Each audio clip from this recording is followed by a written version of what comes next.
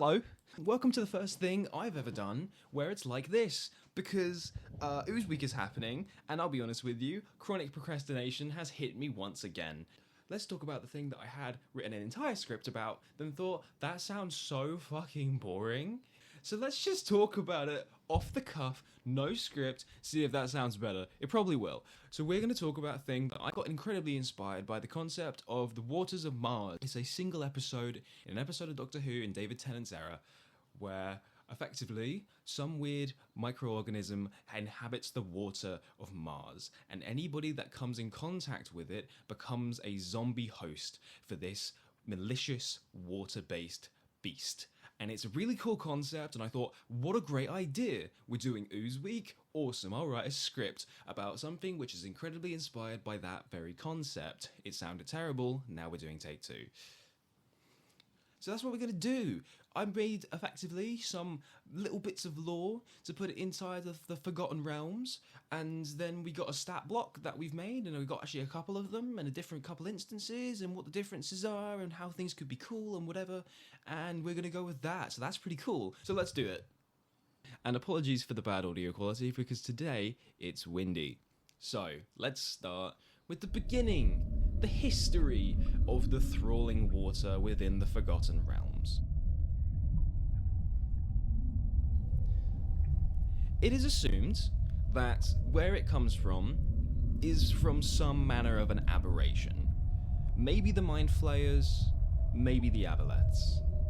The idea of how the Aboleths makes their thralls with their weird oozy liquid might have been some sort of grounds to where the Thralling water was initially based from. The idea that whatever that initial liquid was modified to then make Thralling water.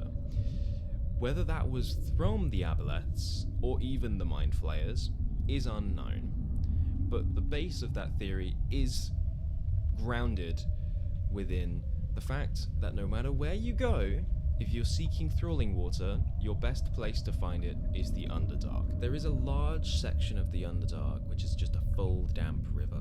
Many things live within there. Supposedly, access to the Abyss is even there. But what people do not talk on is what also thrives below. Something that looks indistinguishable to the body of water and is able to leave it at any time. Small spattlings of droplets or maybe even sizes of rivers would start to emerge from the deep below and find their way to another place where they can hide and lay dormant, waiting for someone to come close, to be attacked by a striking stream of water and be completely enthralled, becoming the new mind to the Gestalt consciousness of what the Thralling water desires, a whole army to hold within its grasp and control for its own whims and evil desires. What we do know is that with this creature in particular, whether or not its intentions was to be controlled, it no longer can be controlled. As when it gets control of at least a couple people, its intelligence will surpass most and be completely immune to being charmed and swayed by any magical whims. What you might find is that a Thralling water is actually largely not malicious. Depending on who it actually finds itself controlling really does sway who it desires to inhabit and control, and if it even desires to inhabit or control more than a couple people in the first place. When you see that a Thralling water might have the intention of ensnaring evil, corrupt officials, you might know that this Thralling water had already gained control of some maybe righteous adventurer, and for that reason, its intentions are to stop and halt and gain control of strong people with the intention of and doing better with them. But once it gains control of the great official, its intelligence and mind might find itself changing. As it gains more mind and thought, similar to a gibbering mouther, it becomes mentally unstable and starts to confuse itself with conflicting ideals. So for that reason, it mainly stays largely unintelligible, despite being completely immune to being controlled. So with some of these base concepts, with the idea of it being a creature that has very little intention of controlling any one particular thing, and more so mindlessly sort of switching on its thought processes and trying to wrestle down the mentalities of the many it has under its leash, what then would you do with it? Maybe a completely indentured town that has been very gradually and slowly drowned by this creature, and now the entire location of these city folk are just roaming slothishly as they are being unanimously marionetted by this creature, not entirely sure as to what it has done or what it is supposed to do. And once something seems to be malicious enough to try and attack it, it then makes its pounce, starting to propel jets of water from every single host in an attempt to enthrall one more. Perhaps this creature has only found its way through small parts of nature, where you might notice that certain animals are acting very out of place, almost skinwalkery in a way, where it's not entirely sure as to how a creature might actually act, so it acts irregularly for that very reason. Perhaps a deer choosing to interact with people a little more than most would assume. Maybe a bird which doesn't make any song and is simply just watching passers-by. All these creatures incredibly damp, dribbling, and leaving a stream of sinew or something worse behind it as it traverses across the landscape. So now that we've talked about some of these ideas, we can talk about its battle tactics, one that I already mentioned previously. With the Thralling Water, despite it being something that often might find itself with conflicting mental thought, as most oozes do, it has a means of protection. It is itself as clear as water and acts as similarly as water, although it might move faster than gravity might push a stream. It can look completely invisible when submerged and has the capacity to breathe within water, but it also has the ability to jet itself, or specifically regurgitate as an ability.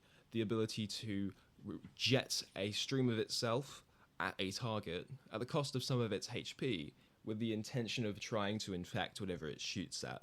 Though the abilities of the Thralling Water can work in either way, depending on the Dungeon Master's decision and discretion, as obviously, some people don't want their characters to die, and most D&D campaigns feature the characters as the main characters of the situation, so for that reason, it can either work a slow-working, unknown effect, simply having come in contact with it. It is a very dwindling and unexpected situation where, unfortunately, the Thralling Water has infected you, despite you only making mild contact with it.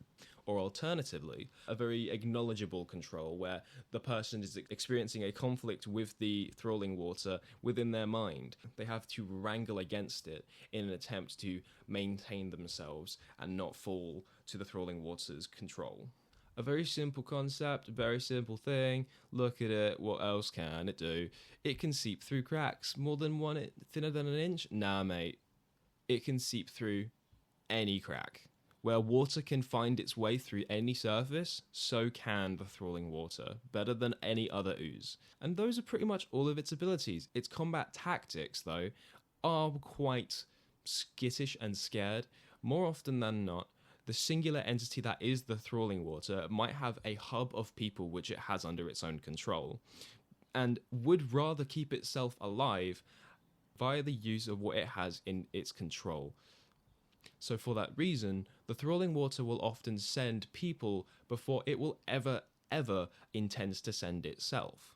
Because of that reason, you will nearly never encounter a Thralling Water on its own terms. You will likely have to find it. In this instance, if it becomes strong enough, some Thralling Waters have been recorded to even have their own lairs. That's right, we're doing lairs. Because who doesn't fucking love lairs? That's so fun. They're so good. Aren't they great? I reckon they are. And if you don't, you're not listening to the right guy, man. Jesus, what am I doing? So let's talk about that lair then, shall we? The Thralling Waters often find themselves in similar locations to what an aboleth might. Very deep underground, large caverns completely full of water. Often than not, the Thralling Water might find itself in a specific designated pool where it harbours itself. In some instances, it is only small and largely unaffecting the greater pool of water, but more often than not, it is the pool of water, the entire body. The lair effects of a Thralling Water have very acknowledgeable features. All of the entire environment is extraordinarily wet and damp. Here, a more frequent amount of dripping water that is maddening in prolonged exposure. Certain pockets of water hidden behind walls to be used as erupting traps to emerge from broken stone and attack any close by targets. This part is recorded differently because I'm now holding the microphone. If it sounds different, that would be why. But as far as things go narratively, that's all I've written. The rest is up to you. But I will part with you with one final thing. 3 stat blocks. 1 for a CR2, 7, and 14 encounter, referred to as Thralling Water Bud, Thralling Water Adult, and Thralling Water Anomaly. These simply are just some stat blocks for you to use in varying different difficulties, with the intention of them being maybe personal plot lines or simply just being simple one-off adventurous moments for your players to be like, remember when we fought that weird parasitic water? That was quite fun. So that's all I got so far, but with all of that stuff provided and the stat blocks in the description, we need to talk about the thing at the end of the video.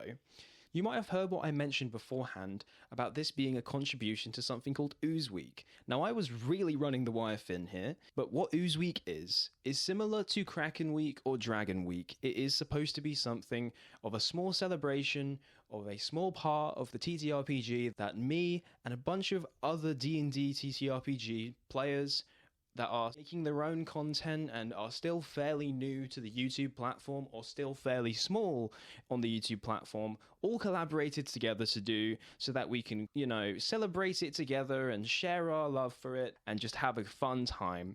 And if you're interested in engaging with some of our other people's content, I'm going to list the playlist with all of the episodes and featured pieces that refer to or use Ooze Week in some way.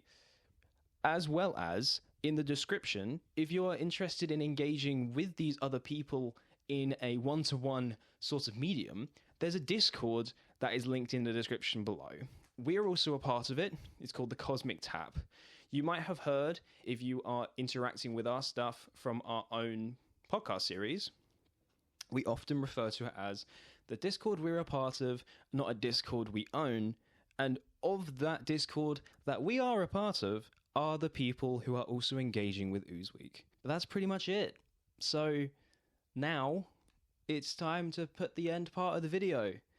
We don't have any patrons, so here is a small list of people who made this video possible.